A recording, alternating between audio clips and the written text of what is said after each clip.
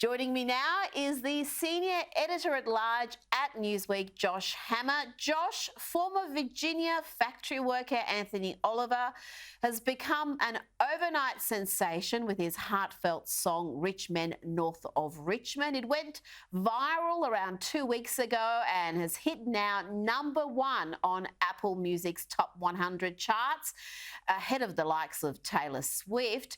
But we do have the usual suspects slamming it as populist right-wing. They've said it's bigoted and divisive.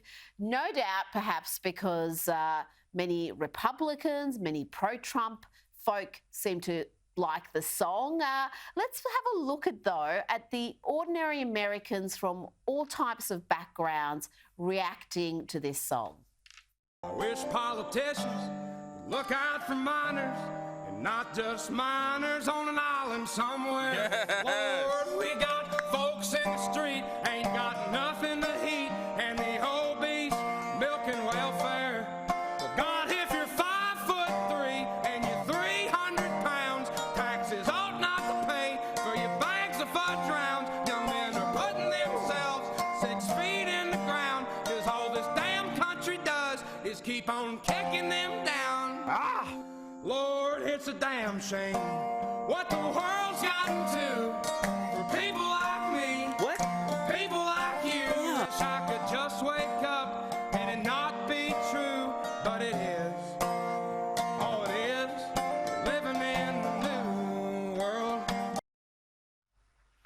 Josh, you've got people reduced to tears hearing that song, and then you've got, and I'm going to be quoting some later in the program, music critics and other assorted commentariats saying that this is some sort of a divisive right-wing anthem. Well, I'm not sure exactly what is supposed to be divisive about this, Rita. It's actually not just liberals. It's actually even some establishment Republican magazines and affiliated organizations. I mean, National Review magazine, kind of the flagship of American conservatism in the pre-Trump era, even they published a blog post from Mark Antonio Wright just condemning this song. I mean, what would make someone want to condemn this? I mean, I just don't really understand it myself. And Rita, by the way, I'm actually a huge country music fan, so it's very nice to see country music kind of rise to the top of global attention. It's actually kind of the second country music song in a matter of months that's kind of went viral on political grounds. We had Jason Aldean's song "Try That" in a small town, and now we have Oliver Anthony kind of with this chart-topping hit. I mean, it's just unambiguously heartfelt, right? I mean, that is why people are being reduced to tears here. He's talking about a new world. And in this new world, Rita, I think that you have multiple forms of newer tyranny. So the tyrannies of the 20th century, the tyrannies of much of human history have been totalitarian governments, communism, Nazism, Islamism, and threats like that. But in the new 21st century, tyranny can take many different forms. And I think that really is what this song is speaking to. It's speaking to economic tyranny, the tyranny of the rich men north of Richmond who would sell out their fellow countrymen, who would ship jobs overseas, things like that, just to earn a quick buck or try to top the next quarterly return on the S&P 500 or something like that. It's also speaking to kind of a spiritual tyranny, kind of a lack of spiritual meaning, which unfortunately the bipartisan liberal order elites of both parties have been all too quick over the decades to abet spiritual decline in America, not supporting churches, synagogues, institutions of religion in general in America. So it really has become a cultural touchstone, a cultural rallying cry. And, I, for one, look forward to what Oliver Anthony can do next. Well, it's interesting because he said that he has now been offered millions of dollars now that he's had this enormous success, but he doesn't want that. He doesn't want to have an enormous crew around him and be travelling the countryside with a huge entourage performing. He said he's writing these songs because they're from the heart, because he's depressed, and that's where it's coming from. So it really is so authentic, and I think that's what speaks to so many people. Now, Josh, you and I have spoken about soft on crime DAs in blue cities a number of times.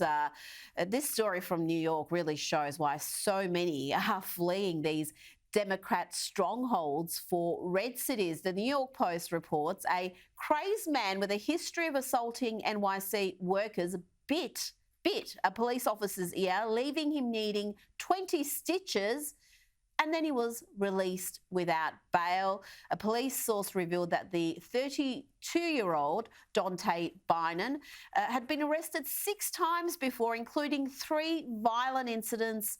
There's been incidents against law enforcement officers before, Josh, and yet he's released. I mean, what is going on in places like New York? How can these citizens tolerate this lawlessness?